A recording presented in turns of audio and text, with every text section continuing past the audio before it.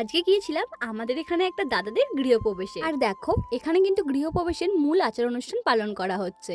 আর তারপরে চলে গিয়েছিলাম রান্নার ওখানে, আর এখানে সবাই লুচি বেলছিল, তার সঙ্গে আমিও একটু হাত লাগিয়ে দিলাম। আর জানো তো, আমাদের গ্রামের এইদিকে কোনো অনুষ্ঠান হলে সবাই কিন্তু একসাথে হাত লাগিয়ে সমস্ত কাজটা একসঙ্গে করে নেয়। আর এই ব্যাপারটা কিন্তু আমার সত্যি খুব ভালো লাগে। আর এখানে হবে হোম, তারই কিন্তু প্রস্তুতি নেওয়া হচ্ছে। এবার চলো তোমাদের সঙ্গে এই গৃহপ্রবেশ অনুষ্ঠানের মেনুটা শেয়ার করা যাক।